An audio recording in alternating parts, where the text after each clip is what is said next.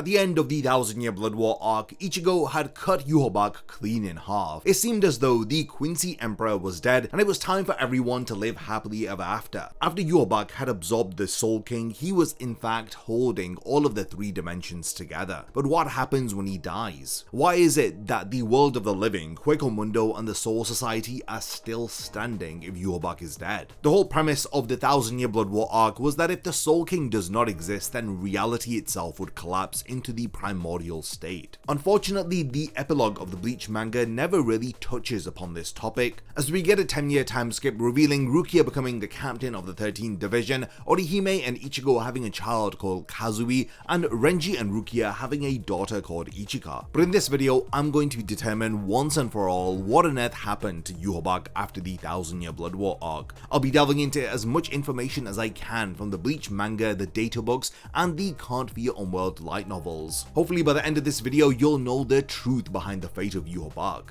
In chapter 684, Ichigo cuts through Yhwach, but if you pay close attention, Yhwach's body doesn't just bleed out or collapse or disappear. Instead, it liquefies into this mass of pure spiritual energy. By this point in the story, Yhwach had absorbed so much of the Soul King's power that the line between the original Quincy Emperor and his father's essence had become completely blurred. He wasn't just Yhwach anymore, as he carried the attributes of the Soul King, thus allowing him to maintain the stability of the realms. As similar to how Ichigo was the one who had cut down the Soul King, Ichigo cuts down Yhwach. Now this wasn't the end of the Quincy Emperor, as unfortunately Yhwach's corpse inherited the same curse that had plagued his father, the original Soul King. In order to understand Yhwach's ultimate fate, we need to look at the character of Ichibei. Remember all of those scenes where Ichibei was training Ichigo, forcing him to walk down the path of Irazusando, constantly evaluating his potential? Well, all of this was to work out if Ichigo was a worthy Soul King candidate. If anything were to happen to the Soul King, then Ichibei would need a worthy successor to take the Soul King's place. Ichibei groomed Ichigo to become the next Soul King from day one. His entire strategy revolved around a simple, terrifying prediction. When Yhwach inevitably kills the original Soul King, Ichibei knew what he would have to do. There needed to be a replacement ready immediately, or the three realms would collapse within minutes. I don't think Ichibei had any confidence in Ichigo being able to achieve the task of defeating Yhwach. Within the monk's twisted mind, there was exactly two candidates capable of becoming the next Soul King. These of course are Ichigo and Yhwach himself. Both possessed an unprecedented mixture of spiritual powers. Yhwach also had hollow powers after he had absorbed Ichigo's Quincy and hollow powers towards the end of the Thousand Year Blood War arc. By being part human, Quincy, Shinigami, hollow, it allows that individual to be a perfect Soul King candidate. When Shunsui directly confronted Ichibei about this plan in the light novels, asking whether if Ichigo would have been sealed away as the Soul King if circumstances had been different, Ichibei didn't hesitate. He coldly confirmed that yes, Ichigo would have been renamed the Soul King and locked away forever within that crystallized prison. It's the casual way in which Ichibei discusses this possibility, as he refers to these god-tier beings as things rather than people, stating that there is value in simply having something to worship. This reveals everything that you need to know about the Zero Division and how they operate. They don't see the Soul King candidates as individuals with their own agency, they see them as cosmic batteries that are expendable all for the greater good. During the final arc, when Yhwach absorbed his father's powers, he unknowingly saved Ichigo from an eternity of suffering while condemning himself to that very fate. Did you know that the Can't Fear Unworld light novels actually have a moment where Shunsui, the new captain commander of the Gotei 13, meets the new Soul King? These light novels take place 6 months after the defeat of Yhwach. Shunsui learns that the new Soul King is in fact Yhwach, as he sees Yhwach's perfectly preserved body suspended in a crystal prison, trapped in the very fate of living death that his father had endured for millions of years. Ichibei didn't need some complicated ritual or some spiritual surgery in order to make this happen. He simply used his Ichimonji ability to rename Yhwach's corpse to Reo, or the Soul King, and thus reality itself bent to accommodate this new designation. This shows you the power of names within Bleach. They aren't just metaphorical, they are literally the reality altering. By changing what Yhwach was called, Ichibei fundamentally changed what he became.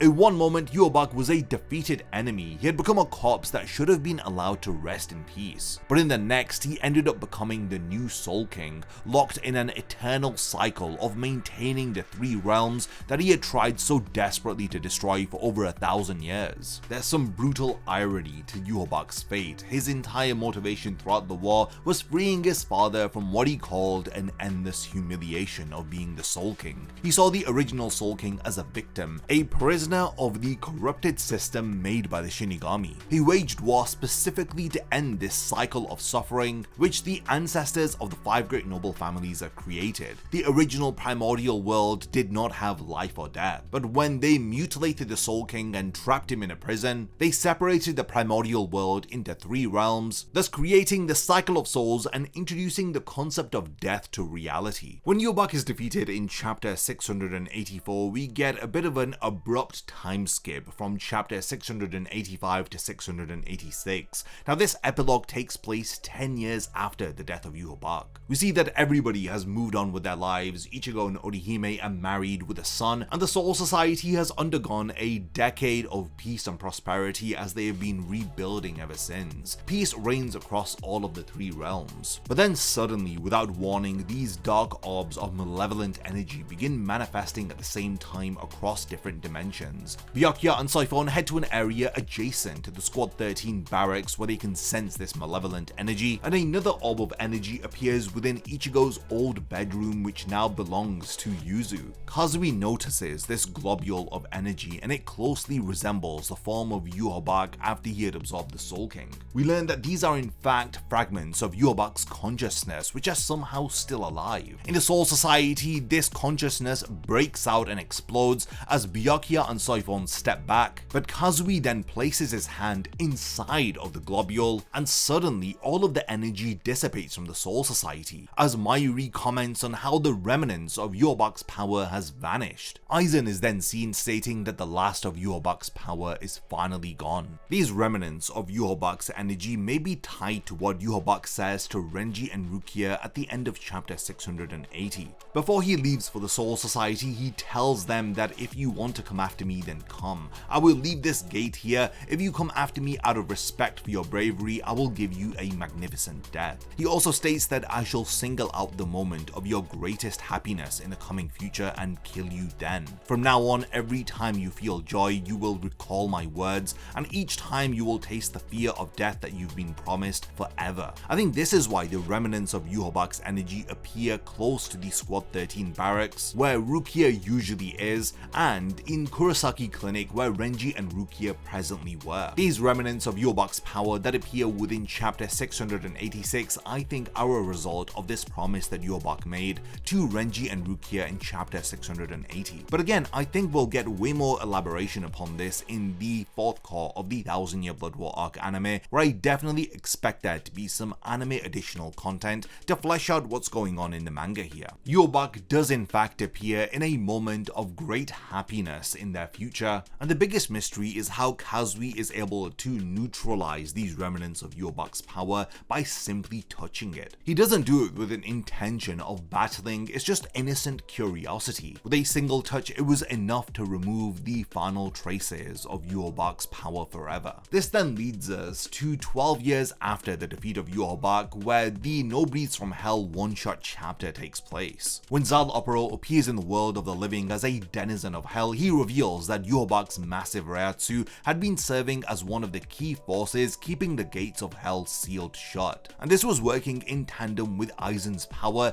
in order to maintain the barrier between hell and the 3 realms. But now, according to Zal Opero, both Aizen and Yhwach's power has mysteriously disappeared, and with captains Yamamoto, Ukitake, and Unohana being sent to hell, there is now a massive imbalance of power. As a result of Yhwach being sealed and becoming the new Soul King, it seems like this was a huge catalyst which had allowed the prisoners of hell to force open the gates of hell from the inside. If you were to take the manga as it is, there certainly are a lot of unanswered questions with what happened to Yhwach following his death, but thanks to the Confuya on World light novels, we do know that he ended up becoming the new Soul King. But one question remains: why is Kazui so special? Why is it that a single curious touch from him was able to get rid of the remnants of Yhwach.